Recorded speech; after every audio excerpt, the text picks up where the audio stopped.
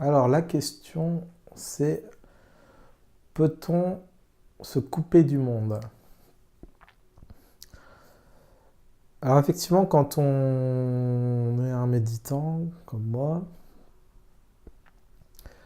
la méditation, si on allait méditer en Himalaya par exemple, est-ce la question, la question en fait elle est toute simple, c'est est-ce qu'il faut se couper du monde? Euh, Eh bien la réponse elle est vous devinez en fait, la réponse c'est non.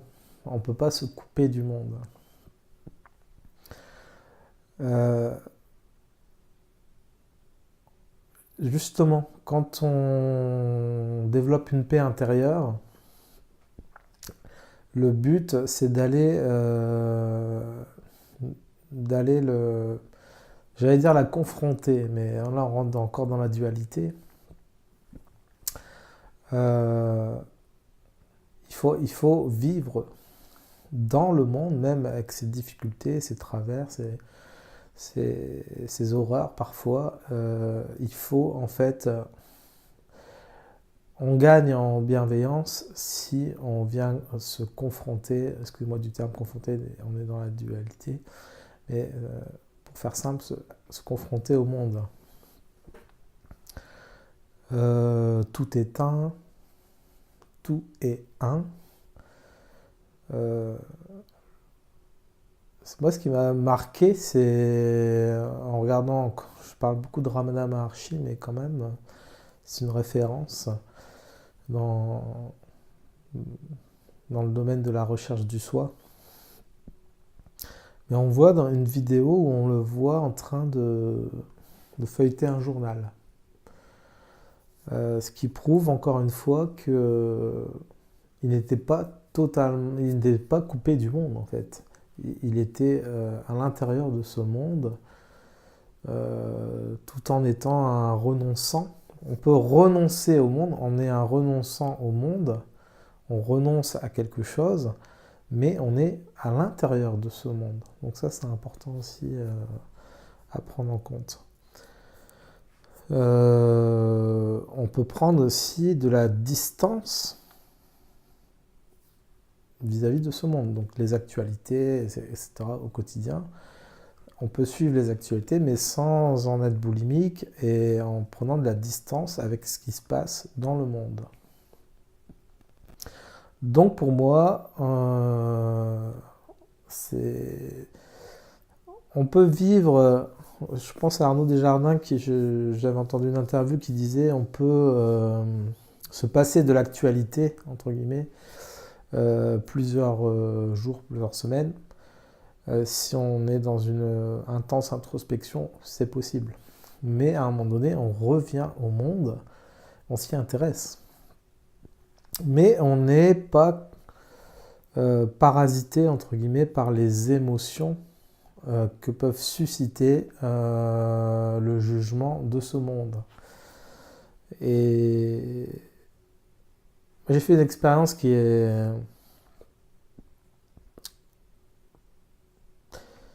n'est pas à refaire.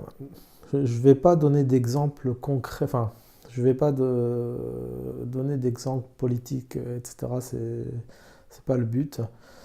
Mais disons que quand il y a des événements importants qui suscitent l'émotion, ça peut être des attentats, ça peut être tout ce que vous voulez. Si vous regardez les chaînes d'infos en boucle pendant ces événements, si vous regardez trop les chaînes d'infos sur de longues durées, vous allez martyriser, entre guillemets, vous allez martyriser votre enfant intérieur. Et là, vous allez vous faire du mal inutilement. Donc, face à des drames, il faut prendre un peu de distance et ne pas, pas d'injonction, mais moi, en faisant l'expérience de regarder une chaîne d'infos en boucle pendant des événements majeurs, j'ai martyrisé mon enfant intérieur et résultat des courses, je me suis écarté de la paix vers laquelle j'aspire.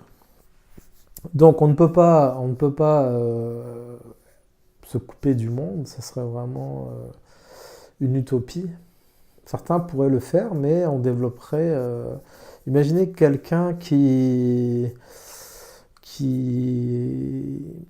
pense on a le cas d'une dame qui avait été emprisonnée en Amérique latine et elle est restée de nombreuses années en détention.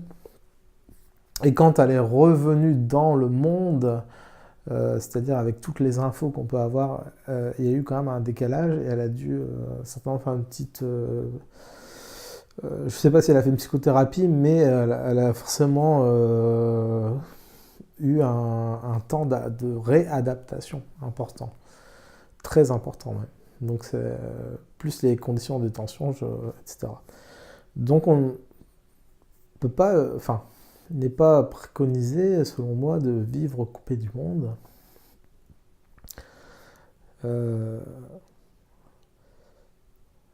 Par contre, effectivement, si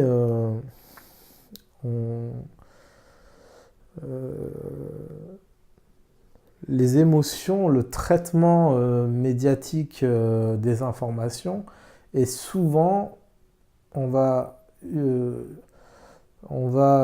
toucher le mental et ses travers. On vient attiser le mental pour faire de l'argent, pour faire de l'audimat, etc. Donc là, effectivement, il faut savoir quand même ménager un petit peu dans notre enfant intérieur, notamment c'est très important, et ne pas succomber au mental avec ses émotions, avec des émotions qui pourraient déborder. Donc prendre du recul, c'est important, mais ne pas rester intéressé, s'intéresser au monde, c'est tout à fait louable et recommandable, mais il ne faut pas se laisser submerger par les infos du monde, tout simplement. Donc là, c'est vraiment une petite vidéo pour recadrer un petit peu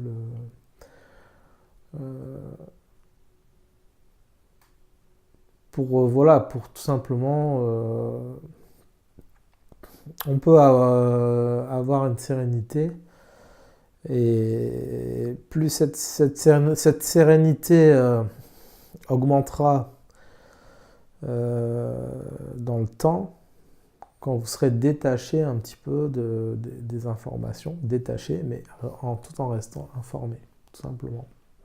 Voilà, je vous remercie de votre écoute et à une prochaine vidéo.